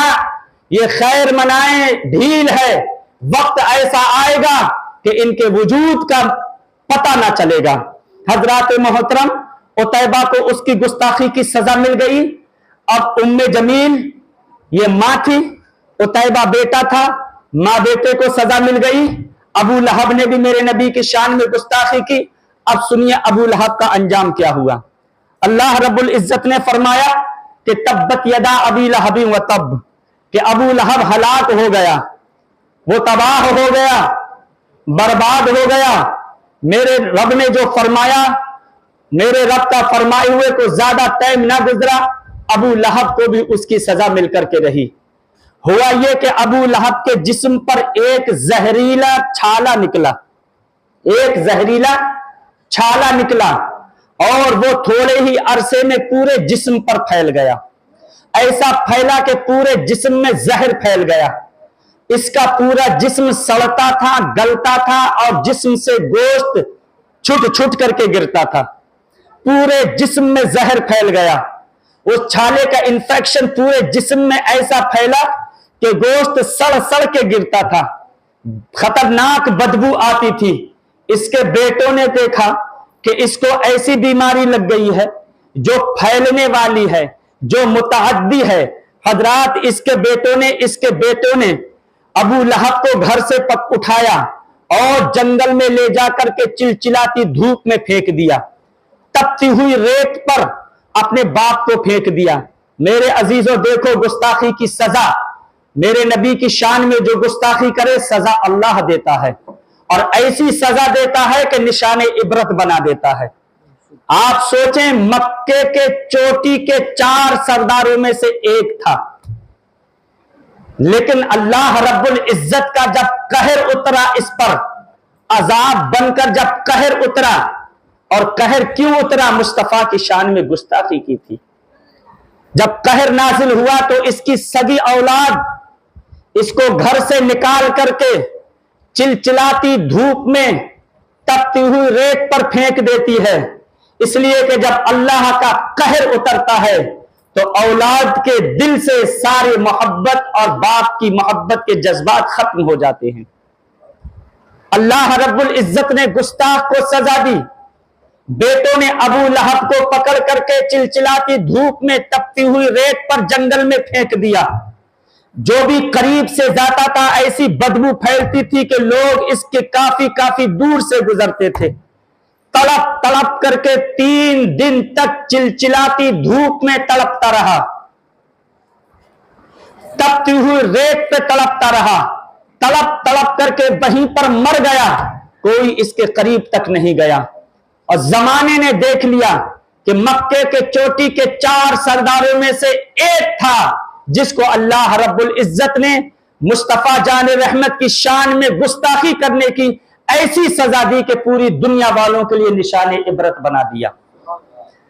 جب اس کا جسم سڑنے لگا، وہاں کا راستہ بند ہو گیا، لوگ اس کی بدبو سے پریشان ہو گئے کافی دور تک، تو لوگوں نے اس کے بیٹوں کو تانا دیا کہ اپنے باپ کی لاش کو کنارے سے لگا دے، ایسی سڑ رہی ہے کہ دور دور تک اس کی بدبو سے لوگ پریشان ہیں، باپ کی لاش کو کنارے سے لگاؤ یا کسی گڈھے میں دفن کر دو۔ حضرات محترم، جب اللہ کا قہر نازل ہوتا ہے تو سارے جذبات دل سے ختم ہو جاتے ہیں۔ میرے عزیزوں، بیٹوں نے ایسا پھینکا، مرنے کے بعد بھی اس کے بیٹے اس کے قریب نہیں گئے۔ اس کے بیٹوں نے اپنے باپ کی لاش کو کنارے لگانے کے لیے حبشی غلام کیے، حبشی مزدور کیے، ان کو بہت ساری دولت اور پیسے کا لالچ دے کر اجرت کا، اور کہا تمہیں اتنی اجرت دیں گے، اتنا مال دیں گے، تم ہمارے باپ کی لاش کو گڈھے میں دفن کر دو۔ عزیزان گرامی، تاریخ بتاتی ہے ان حبشی مزدوروں نے اپنے منہ سے کپڑے باندھے مضبوط اور لمبے لمبے بانس لیے اور منہ سے کپڑے باندھ کر کے بانس سے ایسے ڈھکیلتے ہوئے جیسے کہ مرے ہوئے سڑے ہوئے کتے کو روڈ سے الگ ہٹایا جاتا ہے، ایسے ان حبشی غلاموں نے منہ سے کپڑا باندھ کر اور لمبے لمبے ڈنڈوں سے کھچیل کر کے دھکا دے دے کر کے وہاں سے ہٹایا، ایک گڈھا کھودا، اس گڈھے میں ابو لہب کی لاش کو پھینکا اور اوپر سے پتھر اور مٹی ڈال کر کے عزیزان گرامی اس کے لاش کا انتم سنسکار کیا۔ اور حضرات محترم، اللہ رب العزت نے زمانے والوں کو بتا دیا کہ جو میرے نبی کی شان میں گستاخی کرے گا سزا میں رکھ دوں گا، اور ایسی سزا دوں گا کہ دنیا کے لیے نشان عبرت بنا دوں گا۔ یہ ابو لہب تھا جس نے نبی کی شان میں گستاخی کی، اللہ رب العزت نے سزا بھی ایسی دی کہ نشان عبرت بنا دیا۔ تو جو لوگ میرے نبی کی شان میں بھونک رہے ہیں، میرے نبی کی شان میں گستاخیاں کر رہے ہیں، خیر منائیں، جب وقت آئے گا تو یہ بھی اب زمانے کے لیے نشان عبرت بنیں گے۔ حضرات محترم، تو اللہ رب العزت نے فرمایا واللہ یعصمک من الناس۔ آپ نے دیکھا کتنی مخالفتیں کی، بیوی کا بھی انجام، بیٹے کا بھی انجام، باپ کا انجام کیا ہوا؟ زمانے بھر پوری طاقت سے میرے نبی کی مخالفت کی، مذہب اسلام کا کچھ نہ بگاڑ سکے، اور خود انجام بہت خراب ہوا۔ عزیزان گرامی، دوسرا ایک دشمن ہے ابو جہل۔ واللہ یعصمک من الناس، اے محبوب، اللہ کفار سے آپ کی حفاظت فرمائے گا، اللہ کفار سے آپ کی حفاظت فرمائے گا۔ عزیزان گرامی، ابو جہل نے ایک مرتبہ پیارے آقا صلی اللہ علیہ وسلم کے لیے جس راستے سے اللہ کے نبی صلی اللہ علیہ وسلم گزر کر کے رات کی تاریکی میں حرم شریف میں نماز ادا فرمانے کے لیے میرے آقا تشریف لے جاتے تھے، ابو لہب نے اسی راستے میں بہت گہرا گڈھا کھودا، اور بہت گہرا گڈھا کھود کر کے اوپر سے ہلکی ہلکی رسی اور ہلکی ہلکی لکڑیاں ڈال کر کے اوپر سے گھاس پھوس ڈال دی، اور یہ پلان بنایا کہ رات کی تاریکی میں محمد صلی اللہ علیہ وسلم یہاں سے گزریں گے، इस गड्ढे में गिर जाएंगे और चारों तरफ से अपने चेले चपाटों को बिठा दिया। कहा जब इधर से गुजर करके जाएं, जब वो गड्ढे में गिरे तो जब हर तरफ से आकर के पत्थर डाल देना, पाट देना, ना रहे बांसुरी, ना बजे बांस, ना रहे बांसुरी माज़अल्लाह। कितनी खतरनाक प्लानिंग की थी अबू जहल ने। गहरा गड्ढा खोदा, और ये कहावत आपकी समझ में अच्छी तरह से आ जाएगी कि चाह कन रा दर चाह पेश, कुआं खोदने वाले के सामने कुआं है। जो आदमी दूसरों के लिए गड्ढा खोदता है खुद उसमें जाके गिरता है। ये आपको बड़ी अच्छी समझ में आएगी। अबू जहल ने गहरा गड्ढा खोदा, पूरा इंतजाम प्लान किया, और उस जमाने में लाइट का ये इंतजाम नहीं था। उस पर जो है इसने घास फूस डाली, चारों तरफ अपने चेले चपाटों को बिछा दिया कि मोहम्मद जब रात की तारीकी में इधर से गुजर के जाएंगे, यहां आएंगे, जब गड्ढे में गिरे ऊपर से पत्थर डाल देना। सब तरफ इसके चेले चपाटे बैठे हुए हैं। अल्लाह के रसूल सल्लल्लाहु अलैहि वसल्लम तशरीफ लाए। वल्लाहु यासिमुका मिनन नास, तर्जमा क्या है? ऐ महबूब, इन कुफ्फार और मुशरिकीन से अल्लाह आपकी हिफाजत फरमाएगा। जब मेरे आका सल्लल्लाहु अलैहि वसल्लम तशरीफ ला रहे थे, उसी रास्ते से गुजर करके हरम शरीफ में जा रहे थे, जो ही मेरे आका सल्लल्लाहु अलैहि वसल्लम वहां पहुंचे जहां पर गड्ढा खुदा हुआ था, अल्लाह रब्बुल इज्जत ने जमीन को हुक्म दिया, जमीन आपस में जुड़ गई, मेरे मुस्तफा ने कदम पार किया, अल्लाह के नबी गुजर गए। जैसे छोटा सा नाला होता है, कदम पार किया, गुजर गए। मेरे आका वहां पहुंचे, मेरे मुस्तफा की हिफाजत कैसे रब ने फरमाई कि हजरात जमीन को हुक्म दिया, इधर की जमीन मिल गई, अल्लाह के नबी गुजर गए। और फिर अल्लाह रब्बुल इज्जत ने हुक्म दिया, जमीन फैल गई। अब अंधेरे में अबू जहल ने जाते हुए देखा था कि हां जा रहे हैं, अब शिकार जाल में फंस जाएगा। मेरे आका सल्लल्लाहु अलैहि वसल्लम तो हरम शरीफ में तशरीफ ले गए। अबू जहल मंकी छलांग मारता हुआ, उल्टी छलांग मारता हुआ खुशी खुशी में आया कि मजा आ गया। निकलते हुए गए थे, इसी रास्ते से गए हैं, गड्ढे में गिर गए होंगे, जाकर के पत्थर डालेंगे, मजा लेंगे और आज खात्मा ही हो जाएगा। हजरात मोहतरम उछलता हुआ आया, खुशी खुशी में कमीना खुद भूल गया गड्ढा कहां है, खुद उसी गड्ढे में गिर गया। मेरे मुस्तफा तो गुजर गए। मेरे नबी के गुजरने के बाद अल्लाह ने हुक्म दिया, जमीन फैल जा, जमीन फैल गई, गड्ढा और वैसा ही हो गया। अब अंधेरे में आया, खुशी खुशी में खुद ही भूल गया और खुद ही उस गड्ढे में गिर गया। अब जब गड्ढे में गिरा, अब चीखने लगा, लोगों बचाओ, लोगों बचाओ। तो जो चेले चपाते थे वो समझ रहे थे हुजूर के बारे में कि हाँ फंस गए। वो आए दौड़ करके, हाँ जो हमारा प्लान था उस प्लान में हम कामयाब हो गए, जिनके लिए गड्ढा खोदा था वही गड्ढे में गिर गए। जब आकर के देखा तो देखा हमारा सरदार अबू जहल ही गड्ढे में पड़ा हुआ है। अबू जहल चीखने लगा। अजीजाने गिरामी कहा, लोगों मुझे बचाओ, लोगों मुझे बचाओ। आगे समझ में वो कहावत के जो गड्ढा दूसरे के लिए खोदता है खुद ही उस गड्ढे में गिरता है। और बड़ी प्यारी बात बताऊं आपको, अबू जहल चीख रहा था, लोगों मुझे बचाओ, मुझे बचाओ। सारे इसके चेले चपाटे आए।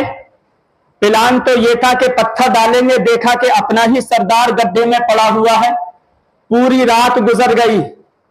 जितने उनके पास कपड़े थे सबने कपड़े आपस में बांधे, अबू जहल को बचाने की कोशिश की, लेकिन जितना कपड़ा बांध करके नीचे लटकाते थे उतना ही जमीन में गड्ढा धंसता जाता था। सुबह हुई तो जितने भी इसके चेले चपाटे थे सारे लोग गए।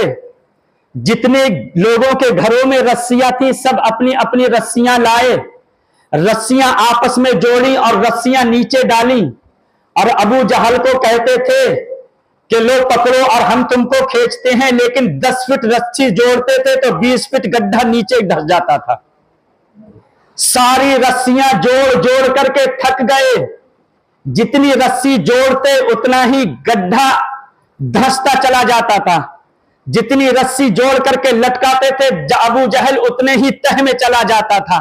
जब सारे लोग आजिज आ गए, सारे लोग परेशान हो गए, सारी तदबीरें फेल हो गई, اب دیکھیے ابو جہل کافر ہے، مسلمانوں کی جان کا دشمن، خون کا پیاسا ہے، میرے آقا صلی اللہ علیہ وسلم کو کیا کیا تکلیفیں نہ پہنچائیں، میرے نبی کو ستانے کا ایک پل بھی چھوڑتا نہیں تھا، مسلمان اور اسلام کو صفحے ہستی سے مٹانے کی اس نے قسمیں کھائی تھیں، اللہ کے نبی کی جان کا دشمن، خون کا پیاسا ہے، کٹر کافر ہے، ساری تجویزیں فیل ہو گئیں، ساری تجویزیں فیل ہو گئیں، رسیاں جتنی جوڑی جاتی تھی اتنا ہی زمین میں دھستا جاتا تھا، کپڑے جوڑے گئے، ساری رسیاں ختم ہو گئیں، ساری تدبیریں فیل ہو گئیں، تو ایک کٹر کافر کیا کہتا ہے؟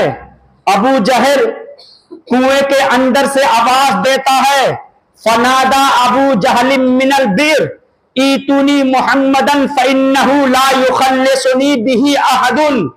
ابو جہل نے کنویں میں سے آواز دی، لوگوں محمد کو بلا کر کے لاؤ، اس لیے کہ ان کے سوا مجھے کوئی بھی نہیں بچا سکتا۔ ظالموں نے لکھ دیا کہ نبی اور ولی سے مدد مانگنا ناجائز و شرک ہے، اور یہ تو ابو لہب سے بھی اگلے پہنچ گئے، ابو لہب کنویں میں ہے، اس کا نظریہ یہ ہے جہاں سارے دنیاوی وسائل فیل ہو جائیں وہاں محمد کی مدد کام آتی ہے۔ کتنا کٹر کافر ہے، لیکن اس کو یہ یقین ہے کہ ہاں جہاں پر سارے اسباب، سارے ذرائع ختم ہو جائیں محمد مدد فرماتے ہیں، نبی مدد فرماتے ہیں۔ اب بتائیے دونوں کا کمپیریزن کرو، جن لوگوں نے کہا کہ محمد صلی اللہ علیہ وسلم کو پریشانی کے وقت میں پکارنا نہیں چاہیے، ان سے تو کچھ درجے تک ابو جہل بہتر ہے، وہ تو پکار رہا ہے نا، بتائیے۔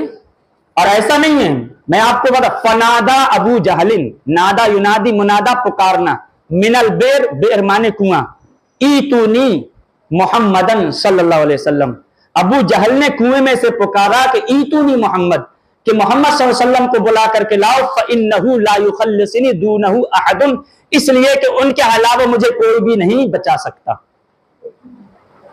آپ سوچتے رہیے، ان لوگوں کی عقل پر ماتم کیجئے جنہوں نے کہا کہ محمد یا علی جس کا نام ہے وہ کسی چیز کے مالک و مختار نہیں، مدد کے لیے انہیں پکارنا نہیں چاہیے، ابو جہل کنویں میں سے پکار رہا ہے۔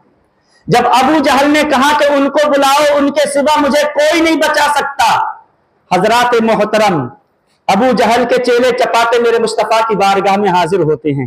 دیکھیے یہ ہے میرے نبی کی رحمت، وما ارسلناک الا رحمۃ للعالمین۔ دونوں باتیں سمجھ لیجئے، ایک تو آپ کی کہاوت 100% پرفیکٹ کہ جو کنواں دوسرے کے لیے کھودتا ہے خود اس میں گرتا ہے، دوسری یہ کہ واللہ یعصمک من الناس، اللہ رب العزت کیسے لوگوں کفار سے میرے مصطفیٰ کی حفاظت فرما رہا ہے کہ اللہ نے زمین کو حکم دیا، زمین مل گئی، میرے مصطفیٰ گزر گئے، حکم دیا پھیل گئی، خود آ کے اس میں گر گیا۔ دوسرا سوچتے رہیے کہ یہ کون ہے جو کنویں سے مصطفیٰ کو پکار رہا ہے کہ مدد کے لیے آئیے، اور ان کو بھی، ان کے بارے میں بھی سوچئے جنہوں نے لکھ دیا کہ نبی کو پکارنا نہیں چاہیے مدد کے لیے، اللہ کے علاوہ کسی سے مدد نہیں مانگنا چاہیے، سمجھ گئے؟ تو اس کے چیلے چپاتے جب حضور کے پاس گئے، میرے مصطفیٰ صلی اللہ علیہ وسلم کی بارگاہ میں حاضر ہوئے اور کہا کہ ہمارے سردار کنویں میں گر گئے ہیں، گڈھے میں، وہ آپ کو پکار رہے ہیں، آپ تشریف لائیں اور ان کو گڈھے سے نکال لیں، ہم نے ہر تدبیر کی ہے، ہماری کوئی تدبیر کام نہیں آئی، وہ کنویں سے آپ کو پکار رہے ہیں، آپ آئیں، تشریف لائیں اور ان کی مدد فرمائیں، ان کو کنویں سے نکالیں۔ بتائیے کتنا بڑا سخت کافر تھا، کتنا بڑا دشمن تھا، کتنی جان کا دشمن، خون کا پیاسا تھا، لیکن میرے نبی کے دل میں اللہ نے ایسا رحم رکھا ہے، اتنا بڑا کافر میرے آقا صلی اللہ علیہ وسلم نے منع نہیں فرمایا، میرے نبی فوراً تشریف لائے، کنویں کے پاس میں کھڑے ہوئے تو دیکھا کہ ابو جہل سب سے نچلی تہ میں پڑا ہوا ہے، سب سے نچلی تہ میں ہے ابو جہل۔ میرے نبی نے فرمایا ان اخرجتک من البئر اتؤمن بی، ابو جہل اگر میں تجھے کنویں سے نکال لوں تو کیا تو مجھ پر ایمان لے آئے گا؟ तुम मरता क्या ना करता, बोला अभी निकाल लो, अब ना मानो तो अभी कलमा पढ़ा दो, मैं कुएं में कलमा पढ़ लेता हूं लेकिन मुझे निकाल लो। मरना क्या, मरता क्या ना करता। मेरे नबी ने फरमाया क्या तू शर्त मानता है, इन अखरजतो का मिनल बेर, अगर मैं तुझे कुएं से निकाल लूं तो क्या तू ईमान ले आएगा। कहा मोहम्मद जल्दी निकालो, फौरन कलमा पढ़ के मुसलमान हो जाऊंगा, तुम पर ईमान ले आऊंगा। हजरात मेरे नबी की अजमतों को कुर्बान जाइए। कहा वादा, कहा वादा, फौरन निकालो, और ना मानो तो अभी पढ़ा दो, मैं यहीं पढ़ लेता हूं लेकिन मुझे कुएं से निकाल लो। मेरे मुस्तफा ने फरमाया वादा। कहा हाँ वादा है। मेरे नबी सल्लल्लाहु अलैहि वसल्लम ने, अजीजान गिरामी, मेरे आका ने अपने दस्ते नबुव्वत का इस तरह से इशारा किया और ऐसे करके मेरे नबी ने ऐसे फरमाया, अबू जहल कुएं से बाहर आ गया। अबू जहल कुएं से बाहर आ गया। मेरे नबी ने हाथ से इशारा किया और अबू जहल फटाक से कुएं के बाहर। मेरे नबी ने फरमाया अब कलमा पढ़ ले। तो इतना कमीना था, बोलता है आप तो बहुत बड़े जादूगर हैं, माअज़ल्लाह, आप तो बहुत बड़े जादूगर हैं, कलमा नहीं पढ़ा। समझ गए आप, अंदाजा लगाएं, वादा किया था कि निकाल लो, फौरन कलमा पढ़ लूंगा। जब निकल आया मेरे आका ने फरमाया अब कलमा पढ़ ले, तो बोलता है हादा सिहरुन इब्ने अबी कबशा, ये आपके जादू का करिश्मा है। लेकिन अजीजान गिरामी आपको ये पता है, वक्त हो गया टाइम, आपको मालूम है अबू जहल को हिदायत की तौफीक क्यों नहीं मिली? कभी इस पर गौर किया? मेरे नबी ने दो के लिए दुआ की थी। किनके? दो लोगों के लिए दुआ की थी। ऐ अल्लाह, या तो हजरत उमर के जरिए से इस्लाम को तकवियत अता फरमा, या अबू जहल अम्र इब्ने हिशाम के जरिए से। दोनों के हक में दुआ की थी कि ऐ अल्लाह, इन दोनों में से किसी एक के जरिए से इस्लाम को ताकत और ईमान की हिदायत अता फरमाकर इस्लाम को इज्जत अता फरमा। अल्लाहुम्मा अइज़्ज़िल इस्लाम। क्या वजह है कि हजरत उमर को हिदायत की तौफीक मिल गई और अबू जहल को हिदायत की तौफीक नहीं मिली? कभी इस पर गौर किया? कभी सुना है? किसी ने बताया? मैं बताता हूं। दोनों के लिए दुआ की, हजरत उमर के हक में दुआ कबूल हो गई, हजरत उमर को हिदायत मिल गई, अबू जहल को हिदायत क्यों नहीं मिली? तो उलमा फरमाते हैं हजरत उमर मुखालिफ थे, सख्त मुखालिफ थे, शदीद मुखालिफ थे इस्लाम और मुसलमानों के। लेकिन हजरत उमर ने हुजूर की शान में कभी गुस्ताखी नहीं की थी। हजरत उमर ने हुजूर की शान में गुस्ताखी नहीं की थी। दोनों इस्लाम और मुसलमानों के मुखालिफ थे। हजरत उमर ने गुस्ताखी नहीं की थी, अबू जहल ने गुस्ताखी की थी। और यह कायदा है कि गुस्ताखी से तौबा की तौफीक छीन ली जाती है, गुस्ताख से तौफीक तौबा सल्ब कर ली जाती है। हजरत उमर ने गुस्ताखी नहीं की थी, इसलिए उन्हें तौबा की तौफीक नसीब हो गई। अबू जहल ने गुस्ताखी की थी, इसलिए पूरी जिंदगी इसको तौफीक तौबा नसीब नहीं हुई। तो मेरे अजीजों, ये अल्लाह के रसूल सल्लल्लाहु अलैहि वसल्लम की अजमत कि मेरे मुस्तफ़ा ने दस्ते मुबारक से इशारा किया, अबू जहल बाहर आ गया। इसी को अल्लाह रब्बुल इज्जत ने फरमाया वल्लाहु यासिमुका मिनन नास, ऐ महबूब, अल्लाह रब्बुल इज्जत आपकी लोगों से हिफाजत फरमाने वाला है। मजहब इस्लाम को शुरू से बहैसियत दीन नाकाम बनाने की बेपनाह कोशिशें की गई, लेकिन अल्लाह रब्बुल इज्जत ने इस मजहब हक्का को गलबा अता फरमाया। इंशाअल्लाह क़यामत तक गालिब रहेगा। व आखिरु दावाना अल्हम्दुलिल्लाहि रब्बिल आलमीन। आप हजरात तशरीफ रखें, अभी कुछ नाम पुकारे जाएंगे, उसके बाद सलात व सलाम होगा, उसके बाद दुआ होगी।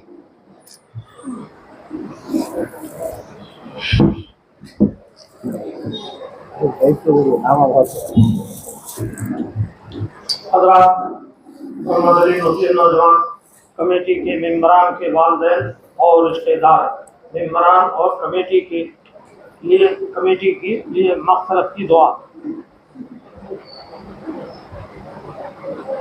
ईद मिलादुन नबी 47वां जलसा ईद मिलादुन नबी सल्लल्लाहु अलैहि वसल्लम विजयवाड़ा। जनाब सैयद अतीक साहब के वालिदैन سید انجم صاحب کے والدین، امیر علی صاحب کے والدین، عبد الرحمن صاحب کے والدین، شیخ مستان صاحب کے والدین، مجید مستان